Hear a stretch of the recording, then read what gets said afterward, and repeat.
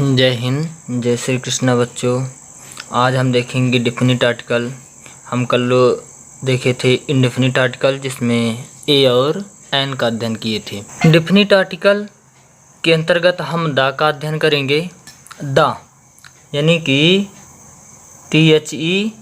इसे बहुत सारे बच्चे दो प्रकार से पढ़ते हैं। कभी कभी दा पढ़ा जाता है, कभी कभी दी पढ़ा जाता है। तो दा और दी कब पढ़ा जाता है ये भी आज हम कंफर्म कर लेते हैं।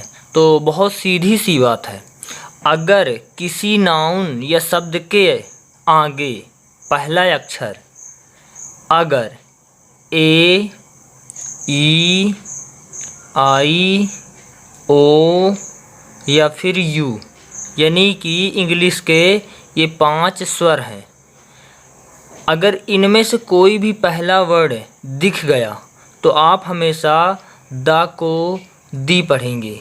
लेकिन अगर A, E, I, O, U को छोड़कर जो भी व्यंजन दिखेंगे यानी कि कॉन्सोनेंट यानी कि जैसे कि B, C, D, F, G, H, J, K, L, M, N आदि, अगर ये कोई दिखते हैं तो आप दा को दा पढ़ेंगे। यानी कि अगर पहला अक्षर AEIOU है, पहला अक्षर अगर AEIOU है तो उसे हम दी पढ़ेंगे। जैसे कि मैं कहूँ कि ये क्या है, इसे कहेंगे अर्थ, लेकिन अर्थ में पहला वर्ड क्या है, अक्षर ई है ना, ई है, इसलिए इसे क्या पढ़ेंगे, दी अर्थ। क्या, दी अर्थ। लेकिन अगर मैं कहूँ ये क्या है, नॉर्थ, तो नॉर्थ है ना, तो इसे पढ़ेंगे द नॉर्थ, क्योंकि एन है ना, क्या ए है, क्या ई है, क्या आई है, क्या ओ है, क्या यू है, कोई भी नहीं है इनमें से। तो इनके अलावा अगर कोई भी पहला वर्ड आ जाए तो हम उससे क्या पढ़ेंगे, द, यानी कि द नॉर्थ। नॉर्थ का मतलब तो जानते होंगे उत्तर, अर्थ का मतलब पृथ्वी। तो अगर AEIOU हो पहला वर्ड तो आप दी पढ़ेंगे, AEIOU ना हो, इसके अलावा कोई भी अक्षर हो तो हम उसको दा पढ़ेंगे। तो डिफिनिट आर्टिकल में क्या पढ़ें, दा। अब दा के प्रयोग कहाँ किए जाते हैं हम ये देखेंगे। तो दा के प्रयोग के लिए बहुत सारे नियम हैं, जैसे ए और एन में थे, लेकिन ए एन में तो सीधा सा कॉन्सेप्ट था कि ये इनडिफिनिट है। तो अगर का से ज्ञा तक के बीच का कोई अक्षर है तो हम ए का प्रयोग करेंगे, यानी कि जो भी नाउन के पहले आर्टिकल आएगा तो ए। लेकिन अगर आ से लेकर के आहा तक के कोई भी अक्षर आ जाए, साउंड्स आएँ, तो आपको क्या भरना है, एन। दा के लिए हम फुल डिटेल से पूरा देखेंगे। जैसे कि अगर मैं पहला कॉन्सेप्ट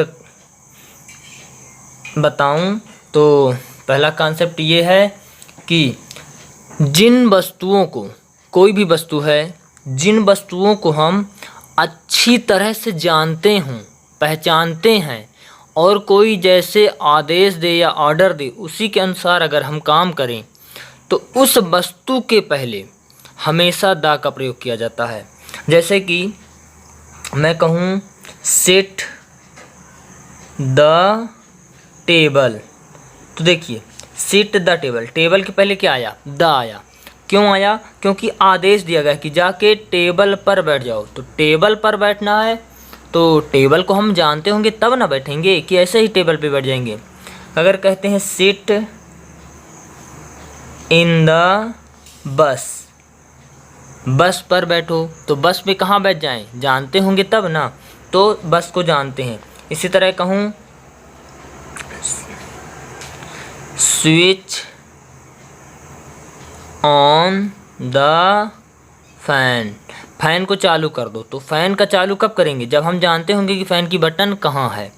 तो ऐसे बहुत सारी वस्तुएं हैं जिन्हें हम अच्छी तरह से जानते हैं, पहचानते हैं, और जैसा आदेश निर्देश दिया जाए। तो रूल क्या बना कि जिन वस्तुओं को हम अच्छी तरह से जानते हूँ, पहचानते हूँ और जैसा आदेश मिले, जैसा आदेश मिले उसी प्रकार कार्य करें। तो जैसा आदेश मिले, निर्देश मिले, तो उसी तरह हम काम करें, तो उस वस्तु के पहले द आता है। जैसे मैं कह दूँ close the bag, close the bag, तो बैग के पहले क्या आया है? द। क्यों? क्योंकि बैग किसका बंद करने के लिए बोल रहे हैं? अपना बंद करने के लिए, क्योंकि आदेश है। यहाँ पर फैन चालू करने के लिए बोला गया है, यानी कि द आएगा, फैन। इसी तरह टेबल, टेबल पर, तो टेबल के पहले द, बस। इसी तरह और बहुत सारे एग्जांपल्स बन जाएंगे, ऐसे close the bag, shut the door, close the window, open the window. तो कई सारे ऐसे चीज़ें हैं जो आदेश निर्देश के अनुसार हो और उनको हम अच्छी तरह जानते पहचानते हो, तो उसके पहले द का यूज किया जाता है। अब हम आगे बढ़ें अगर अगले नियम में, तो बहुत सीधी सी बात है। कोई भी दुनिया की नदी हो, अर्थात नदियों के नाम के पहले, क्या? नदियों के नाम हो, नदी का नाम हो, या फिर सागर, सागर यानी कि समुद्र का नाम हो, का नाम हो, महासागर, महासागर का नाम हो, या नहर का नाम हो, या फिर मैं क्या कह सकता हूँ, खाड़ी का नाम हो। तो दुनिया की कोई भी नदियाँ हों, सागर महासागर हो, नहर हो, खाड़ी हो। नदी, नदी में जैसे मैं क्या कह सकता हूँ, जैसे कि द नील, नील नदी दुनिया की सबसे बड़ी नदी है। द गंगा, नदी को क्या कहते हैं? रिवर। तो दुनिया की कोई भी नदियाँ हों, नदियों के नाम के पहले हमेशा द का यूज़ किया जाता है। The Nile, the Ganga, the Yamuna, the Godavari, the Krishna, the Kaveri, the Tapti, बहुत सारी नदियाँ हैं। The Yangtze, the Nile, the Amazon, बहुत सारी नदियाँ हैं जिनके पहले हम हमेशा द का प्रयोग करते हैं। तो नदियों के नाम के पहले हमेशा द का यूज़ किया जाता है। नदी के बाद आ जाएं तो सागर, यानी कि ओ आप सी कह सकते हैं। सी मतलब सागर। सागर, बहुत सारे ऐसे सागर हैं जिन्हें हम जानते भी नहीं हैं। तो सागर के नाम के पहले द, यानी कि समुद्र, सी के नाम के पहले द का यूज़ किया जाता है। जैसे कि द ब्लैक सी, काला सागर, द रेड सी, लाल सागर, द डेड सी, मृत सागर।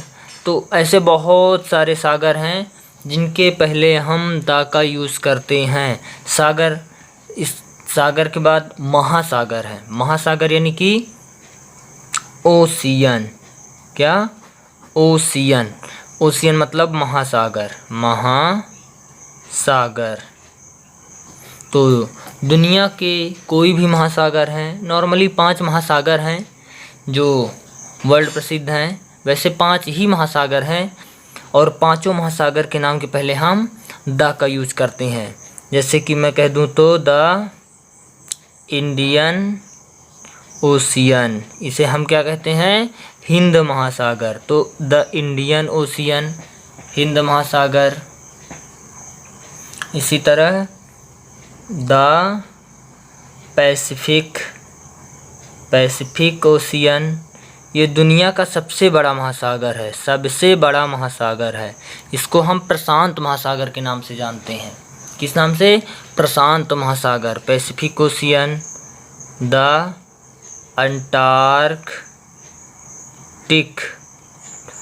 अंटार्कटिक ओशियन, इसी तरह अटलांटिक ओशियन, और एक कौन सा है? अंटार्कटिक, आर्कटिक और एक अटलांटिक। ठीक है, तो पैसिफिक और इंडियन 5 महासागर हैं। पांचों महासागर के नाम के पहले हम हमेशा द का प्रयोग करते हैं।